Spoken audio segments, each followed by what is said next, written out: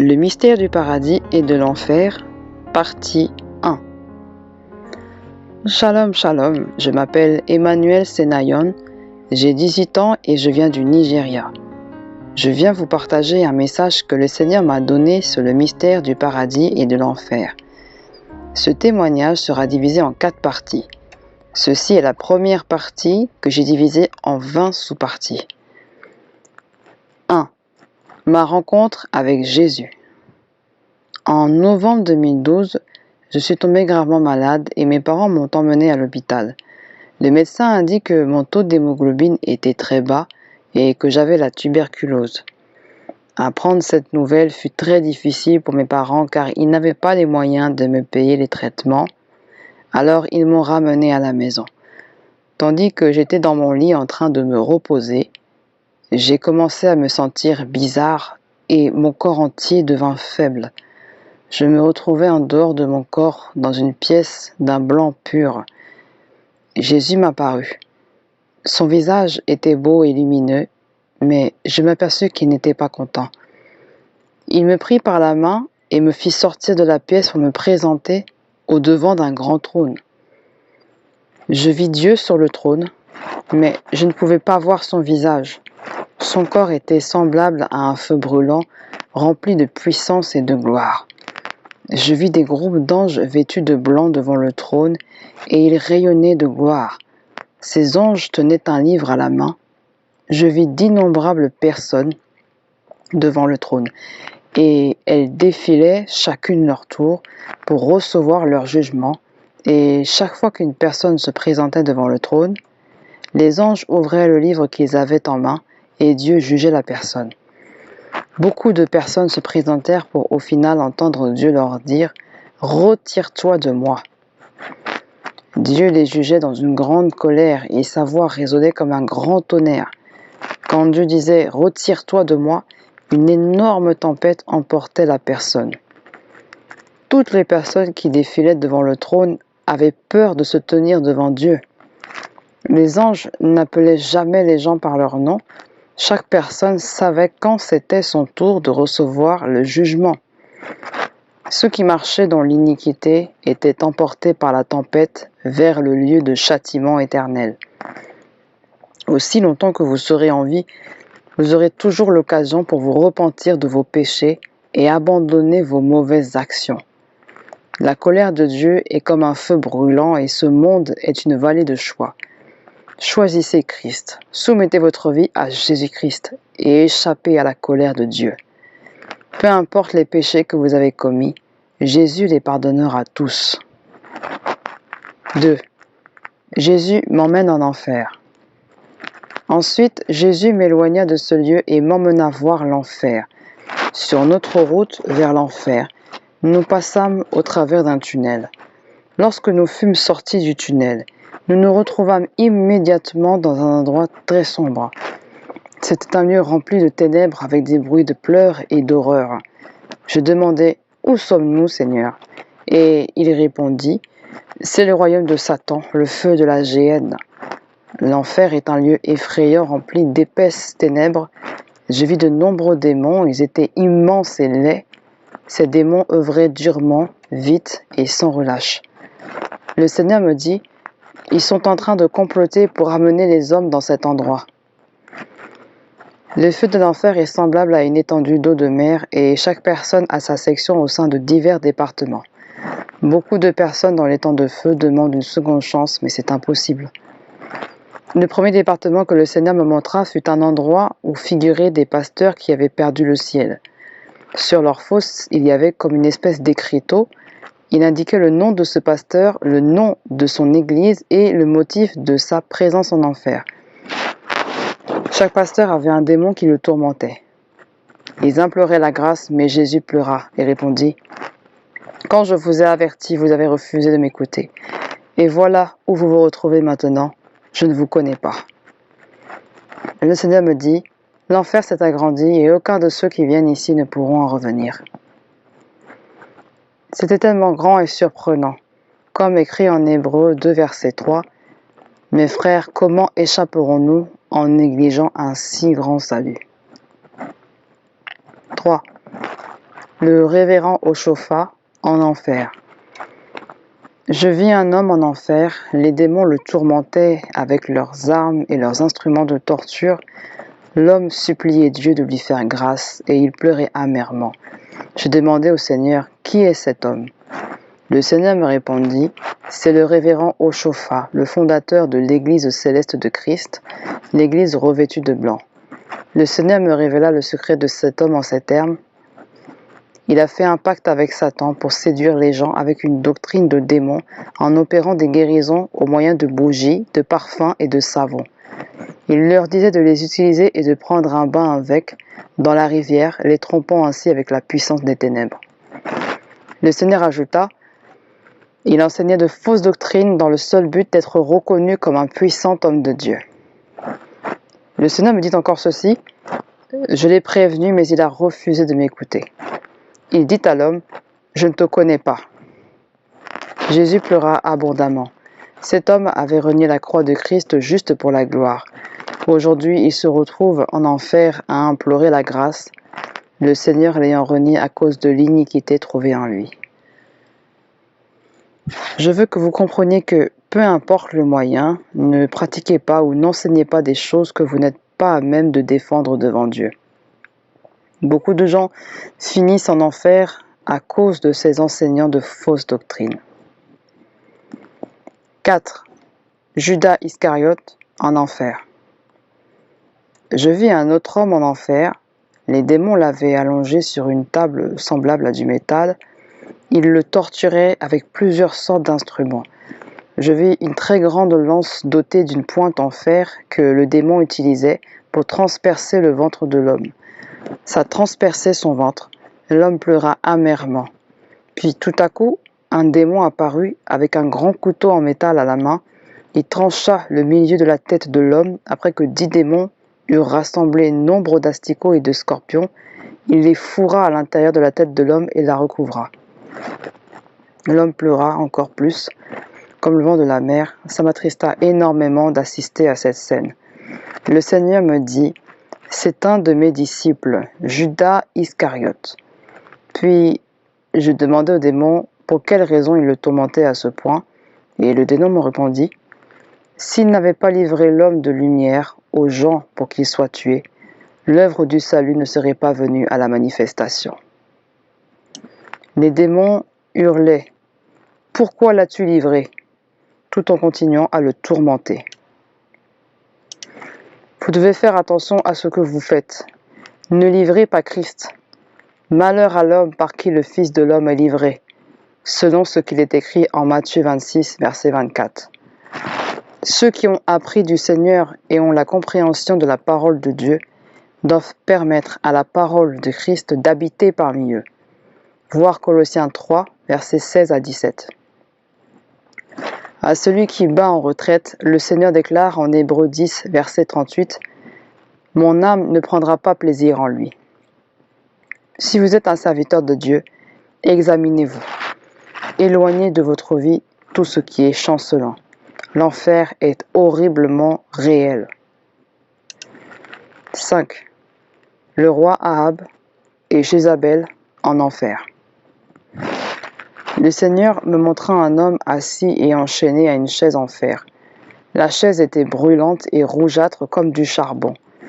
Bien qu'il hurlait de douleur dans une grande agonie, les démons continuaient à le tourmenter en le frappant avec des lances, et ce dans une grande violence. L'homme commença à supplier Jésus de lui laisser une chance de sortir du feu. Je me demandais qui pouvait être cet homme. Le Seigneur connaissait mes pensées et il me dit, c'est le roi Ahab. Tout de suite après, je vis une femme. Les démons le tourmentaient. La tourmentaient, il la frappait avec des lances tandis qu'elle pleurait et criait. Le Seigneur me dit, c'est Jézabel, la fausse prophétesse qui séduit le peuple de Dieu pour le faire pécher contre Dieu. Voir Apocalypse 2, verset 20. Soyez prudents, car il y a de nombreux faux prophètes et prophétesses qui enseignent de fausses doctrines au peuple de Dieu, qui rassemblent les richesses pour eux-mêmes. Ils s'autoproclament sauveurs et trompent les gens avec les mensonges du diable. S'ils refusent de se repentir, leur part sera dans les temps de feu. 6. Un enfant de 6 ans en enfer. Je vis un petit garçon en enfer. Les démons le torturaient avec des lances. Quand le garçon nous aperçut, il cria à l'aide pour qu'on le sorte du feu. Mais le Seigneur déclara ceci: « Je ne suis pas le Dieu du désobéissant. » Le garçon était très difficile lorsqu'il était sur terre. Il dérangeait toujours ses parents lors des prédications, et chaque fois que les parents le reprenaient, il leur hurlait dessus. Il tomba malade et mourut, et aujourd'hui il se retrouve en enfer. Le Seigneur dit alors ceci: « Aucun enfant désobéissant n'héritera du royaume des cieux. » 7. Son éminence Patrick Cooney en enfer. Le Seigneur me montra ensuite un autre homme en enfer. Il était connu sous le nom de révérend Patrick Cooney lorsqu'il était sur terre. Les démons étaient en train de découper son corps à l'aide de scie, comme si c'était un arbre. L'homme pleurait, mais les démons continuaient à le torturer. Ce mode de torture engendrait un très haut degré de douleur. Ils se moquaient de lui et riaient de lui, car le seul point où il avait fauté, c'était au niveau de sa doctrine. Il se retrouvait là car il se prosternait fréquemment devant une icône de la Vierge Marie. Voir Exode 20, versets 3 à 4. C'est tellement triste, beaucoup de gens finissent bêtement dans le feu éternel en raison de ce genre d'erreur. Jésus pleura, empreint de grande compassion pour l'âme de cet homme.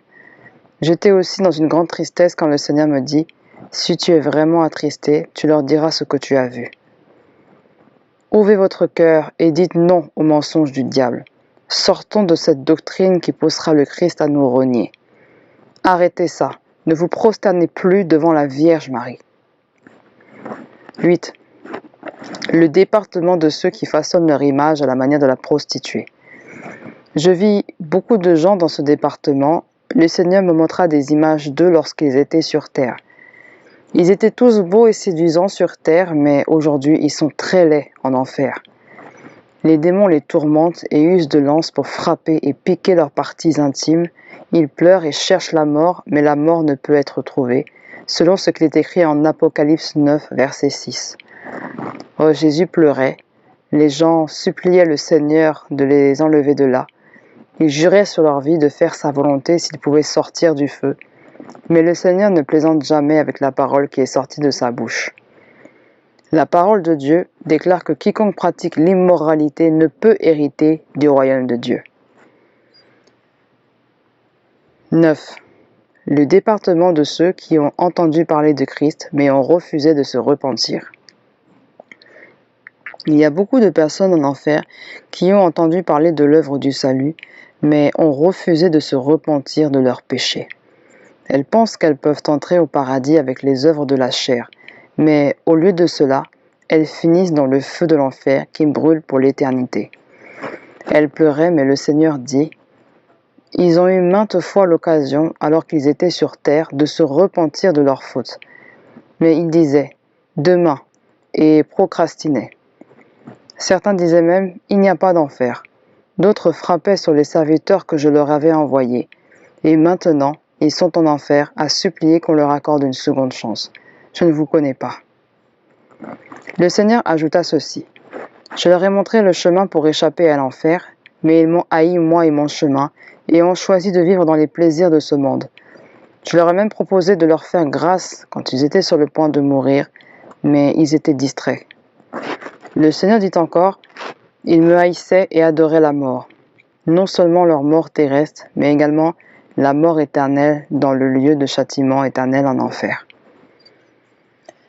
Repentez-vous de vos péchés, car il n'y a pas de repentance possible en enfer.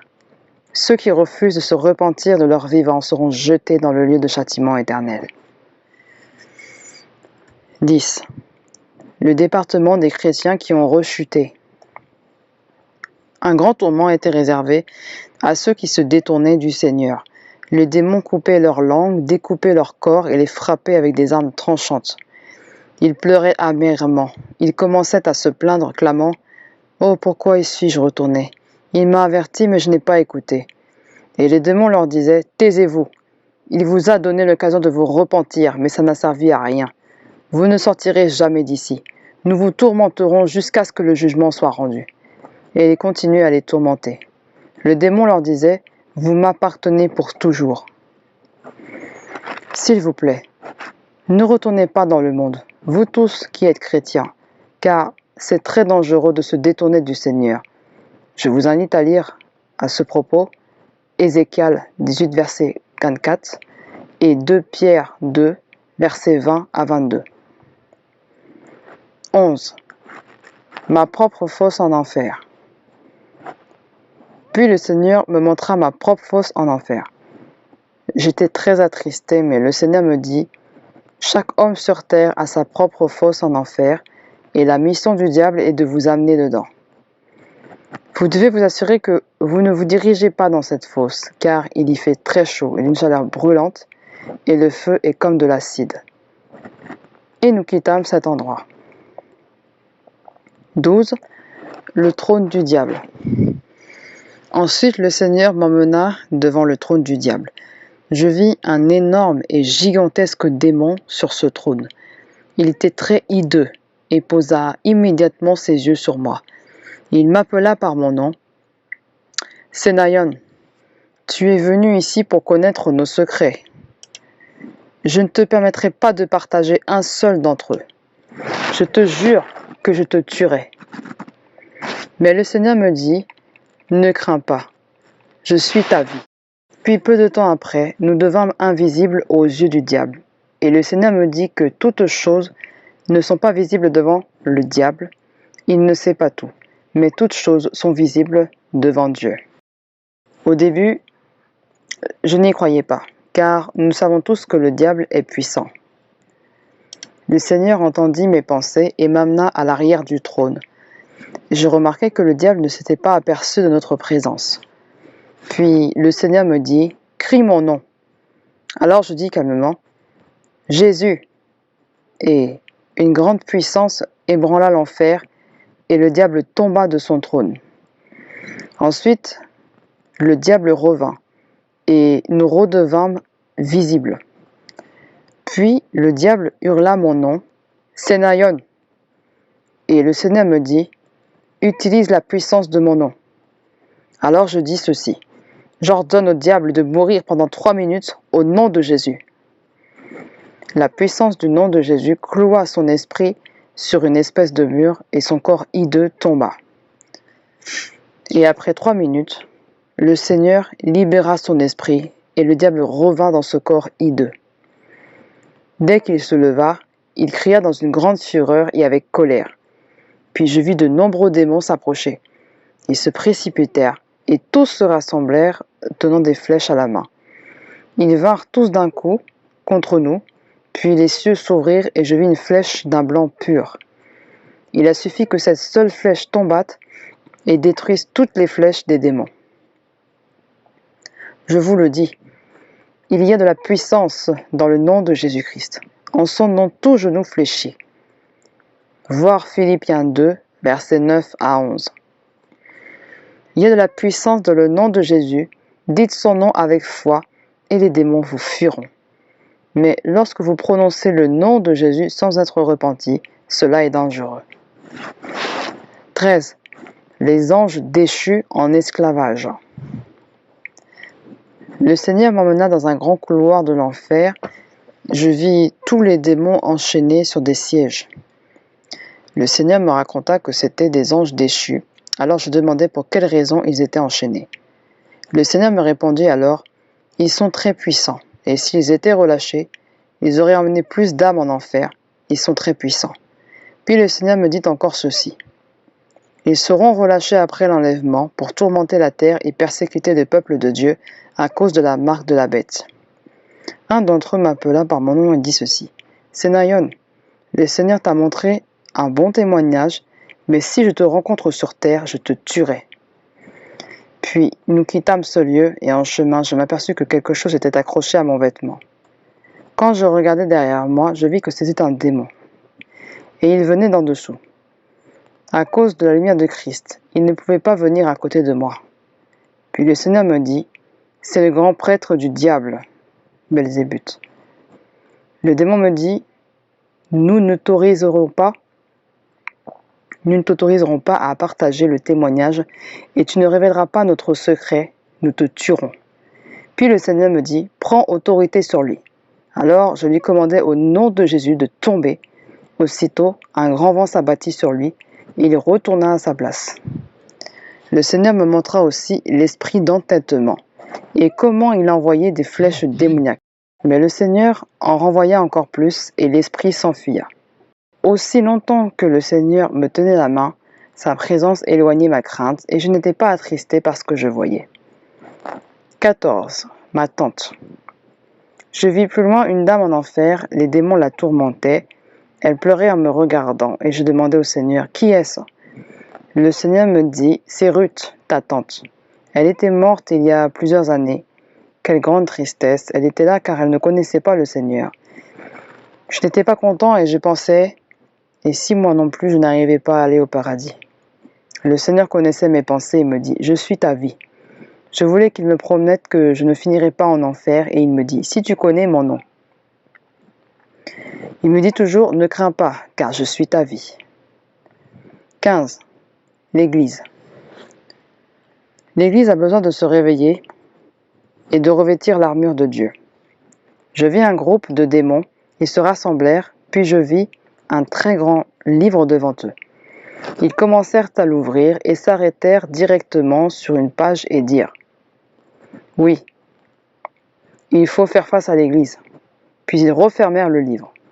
Tout à coup, un nombre incalculable de démons apparurent avec des flèches à la main pour frapper l'Église. Je fus surpris. Puis le Seigneur me dit, ce sont les flèches de sommeil et de faiblesse. Elles sont utilisées dans le but d'empêcher mon peuple de prier, jeûner et exploiter mon royaume. Tous les démons ont une mission, elle consiste à amener les gens en enfer. L'Église a grand besoin de se réveiller. Nous devrions prier contre les forces invisibles qui complotent contre l'Église. Puis je vis un puissant démon, il se déguisa en une jolie femme d'apparence décente et a l'air d'une bonne chrétienne. Il entra dans une de certaines églises pour attaquer un frère qui venait de donner sa vie à Jésus-Christ.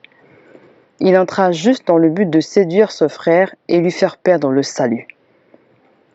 Publions une convocation solennelle et crions à Dieu pour réveiller l'Église, car ceux qui sont morts en Christ sont perdus. Voir Joël 1, verset 14 et 1 Corinthiens 15, verset 18. L'Église a besoin d'un réveil divin. Renforçons notre vie de prière afin de détruire toute semence que le Seigneur n'a pas plantée dans l'Église. Il y a beaucoup de démons dans l'Église de nos jours, opérant sous l'apparence d'hommes. Ils veulent séduire l'Église. Afin de les vaincre, nous devons revêtir l'armure de Dieu. Souvenez-vous que nous sommes dans les temps difficiles. 16. Le chrétien, avocat du diable. Le Seigneur m'enseigna une leçon en ces termes. Beaucoup de chrétiens sont des avocats du diable. Je me demande intérieurement, comment un chrétien qui prie contre les œuvres du diable peut-il défendre le diable ? Et le Seigneur me dit, il y a des choses dans les Saintes Écritures que je condamne. Le diable connaît ces choses et s'en sert contre mon peuple. Certains chrétiens diront à leurs frères et sœurs, ce n'est pas un péché, alors que c'en est un. Aussi longtemps que le chrétien prétend également ce n'est pas un péché, alors que c'en est un, ils se font avocats du diable. Jésus dit alors, je vous mets en garde quant au style vestimentaire mondain. Mais certains disent, ce n'est pas ce que Dieu veut dire, c'est notre foi. D'autres disent même que porter des boucles d'oreilles n'est pas un péché. Mon fils, je n'ai pas seulement mentionné les boucles d'oreilles, mais également le fait de mettre ou porter de l'or et de l'argent. Ceux qui s'habillent pour plaire à la chair. Il est écrit en 1 Pierre 3, verset 3. « Ayez non cette parure extérieure qui consiste dans les cheveux tressés, les ornements d'or ou les habits qu'on revêt. » Nous possédons deux types de beauté, l'apparence extérieure et l'apparence intérieure. Et n'ayez pas cet ornement extérieur qui consiste à se teindre les cheveux et à porter de l'or ou à porter des habits somptueux. Le Seigneur me dit ceci, si un chrétien affirme « ce n'est pas un péché », il se fait avocat du diable, et celui qui défend le diable n'accédera jamais à mon royaume. Le Seigneur ajouta encore, « Mon fils, lis ce que je déclare dans le livre de Deutéronome 22, verset 5. J'exhorte mon peuple à m'obéir, car chaque fois qu'une femme porte les vêtements d'un homme ou qu'un homme porte les vêtements d'une femme, ils insultent le Dieu des cieux et de la terre, insinuant ainsi qu'il n'est pas parfait dans ce qu'il fait. » Le Seigneur pleurait et me disait, « Mon fils, l'homme insulte son Créateur, et je lui donne encore l'occasion de se repentir. Mais si un de mes serviteurs refuse de se repentir, et s'il continue à défendre le diable, je le vomirai de ma bouche. » 17. La cible du diable. Le Seigneur me révéla que ce que le diable vise est la vie de prière d'un homme. Une fois que ta vie de prière est capturée, alors ta volonté de marcher avec Dieu sera capturée. La personne devient également une victime quand sa vie de jeûne est capturée. Vous devez contrôler et maîtriser votre vie de prière. Quand les prières d'une personne affectent le royaume des ténèbres, le diable essaiera de trouver des moyens d'éteindre la puissance de ses prières, de sorte que le feu faiblisse et meure. Le Seigneur m'interpella. Regarde cet homme que les démons tourmentent avec colère. Il ajouta, lorsqu'il était sur terre, il y avait toujours la confusion dans le royaume des ténèbres quand cet homme priait, et j'appréciais grandement cela. Ses prières déjouaient et détruisaient les plans du diable. Le diable et ses agents commencèrent à attaquer la vie de prière de cet homme. Ils réussirent à s'infiltrer en lui à travers l'amertume ressentie dans son cœur envers un frère de l'Église. Et le Seigneur me dit, « Je l'ai mis en garde, mais il a refusé de m'écouter. » L'homme eut un accident et mourut, et maintenant il se retrouve en enfer. Il y a beaucoup de chantres qui ont de l'amertume dans le cœur envers les frères en Christ. C'est souvent parce que l'un est plus talentueux que l'autre dans un domaine ou un autre. Les gens nourrissent de l'envie et de l'orgueil à cause de cela. Quiconque fait ces choses risque de finir en enfer. 18. Le plan de Dieu. Le Seigneur m'expliqua ceci. Le plan de Dieu pour l'homme est grand. Quand Dieu a un plan pour la vie d'un homme, le plan du diable consiste à détruire la promesse et le plan de Dieu. Je demandai à Jésus, le diable peut-il détruire la promesse et le plan que Dieu a pour un homme? Le Seigneur répondit, oui. Et il m'expliqua ceci. Pour tout plan et toute promesse que Dieu a pour un homme, il y a toujours une condition, et cette condition comprend la grâce et la miséricorde. La grâce pour une possibilité de restitution dans le cas où la personne n'aurait pas respecté une des conditions. La miséricorde dans le cas où la personne aurait besoin d'être pardonnée de Dieu. Le diable vérifiera si tu respectes bien les conditions. Quand Dieu fit une alliance avec Abraham, la condition que Dieu lui a donnée fut de marcher devant Dieu et d'être parfait. Voir Genèse 17, versets 1 à 7. Dieu a un plan pour notre vie et les conditions sont mentionnées dans les Saintes Écritures. Non seulement ça, mais Dieu lui-même vous en dira plus. Ne perdez pas la grâce de respecter la condition de Dieu et sa miséricorde vous élèvera. 19. La femme du pasteur Koumouyi au royaume de Dieu. Ensuite, nous quittâmes l'enfer et le Seigneur m'emmena au paradis. Là-bas, je vis une femme très belle, elle sortait d'une très grande maison, elle était la seule à posséder une telle maison. Elle s'avança vers moi, le visage souriant, sa pensée était que j'arrivais au paradis. Je me demandais qui elle pouvait être, comme la gloire de Dieu avait changé sa beauté terrestre. Le Seigneur me dit, « C'est la femme du pasteur Koumouyi, mon serviteur. » J'étais si content car elle était remplie de la gloire de Dieu. Le paradis est si magnifique, le lieu était entièrement rempli de la gloire de Dieu. Le Seigneur me montra la rivière de sang, elle était très fraîche et ressemblait à une piscine. Chaque fois que nous péchons contre Dieu et demandons à Jésus de nous laver, il nous lavera dans la rivière de sang. Puis le Seigneur me montra la trompette qui sonnera à l'enlèvement.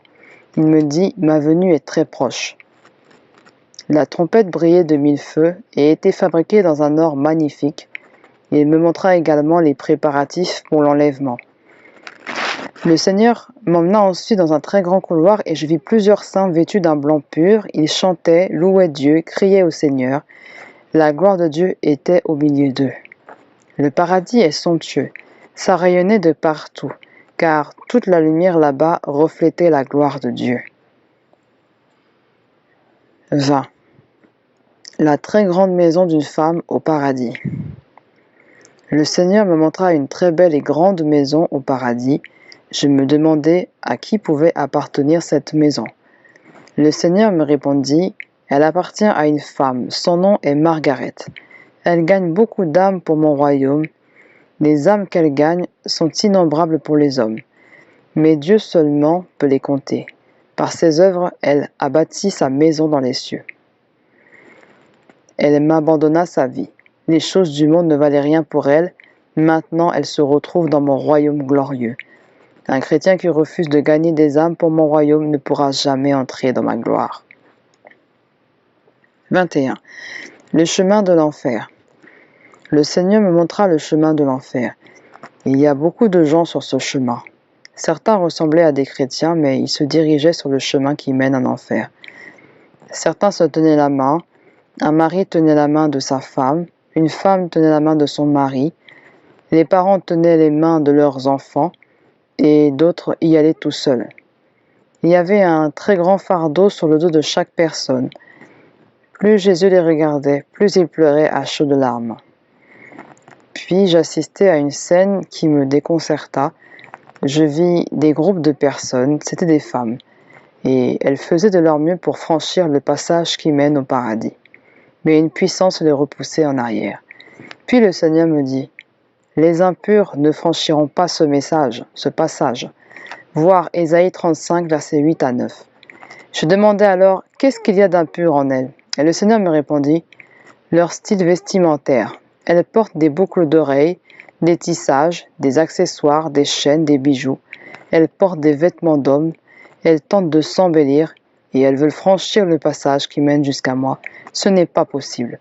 L'obéissance vaut mieux que le sacrifice. » Puis il continua à pleurer. Le Seigneur pleurait amèrement et il pleurait très bruyamment comme une femme en travail. Ceux d'entre vous qui pensez que vous pouvez mener votre vie comme bon vous semble après avoir donné votre vie à Jésus, vous vous séduisez vous-même. N'écoutez pas les mensonges du diable, comme le déclare 2 Corinthiens 5, verset 17. Quand vous êtes nés de nouveau, les choses anciennes sont passées. 22. Le chemin du paradis. Le Seigneur me montra ensuite le chemin qui mène au paradis. Je vis des gens, mais ils n'étaient pas aussi nombreux que sur le chemin de l'enfer. Sur ce chemin, je vis que quelques-uns avançaient, d'autres allaient avec joie et d'autres dansaient, louaient Dieu. Puis je m'aperçus qu'il y avait de petites collines pas très hautes sur ce chemin, et dès que quelqu'un les atteignait, il les escaladait, puis descendait pour continuer son trajet. Je m'aperçus que des gens avaient déjà traversé les collines mais retournaient sur le chemin. Ils étaient fatigués d'avancer. Si vous êtes ce type de chrétien, vous êtes fatigué de la tentation, des afflictions, de la pauvreté et de plein d'autres choses, vous pensez que la meilleure solution est de cesser de servir le Seigneur, alors vous arrêtez et vous retournez en arrière car vous avez l'impression de n'être qu'un homme qui a échappé à un tigre et qui était tombé dans la fosse aux lions. Le Seigneur veut toujours de vous, mais vous devez persévérer. Ainsi qu'on peut le lire en Actes 14, verset 22, nous devons passer par des tribulations pour entrer dans le royaume de Dieu. Revenez à Christ et il vous sauvera.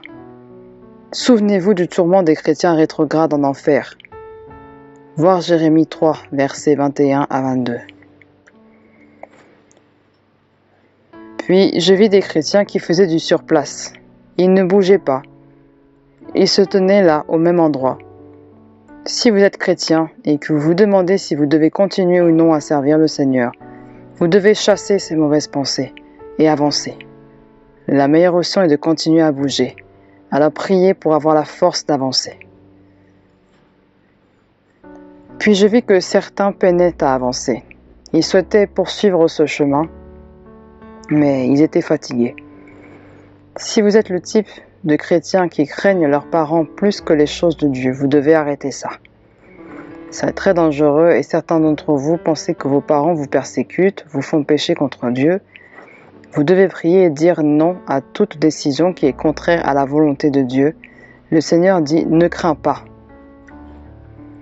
Priez pour avoir la force de vous relever et commencer à avancer car notre Dieu est puissant. Criez à lui et il écoutera votre requête. Jésus pleurait amèrement et j'étais attristé moi aussi. Le Seigneur me dit « Pourquoi es-tu dans cet état? Si tu es vraiment attristé, alors dis à mon peuple ce que tu as vu. » Après cela, je me réveillai avec crainte. 23. La repentance. Il est temps de se repentir de tout péché. Peu importe les péchés que vous avez commis, Dieu est juste et fidèle pour pardonner vos péchés. Jésus aime votre âme et il ne veut pas qu'elle aille en enfer.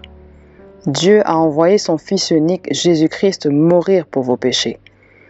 Quiconque croit en lui ne périra point, mais aura la vie éternelle. Voir Jean 3, verset 16. Jésus est le chemin et la vie, et nul ne vient au Père que par lui. Repentez-vous maintenant et recevez le salut. Si vous êtes prêt à donner votre vie à Christ, faites cette prière. Seigneur Jésus, je reconnais que je suis un pécheur. Je reconnais que je suis dans les ténèbres, mais maintenant je suis prêt à faire ce que tu attends de moi. S'il te plaît, pardonne-moi tous mes péchés. Lave-moi dans la rivière de ton sang.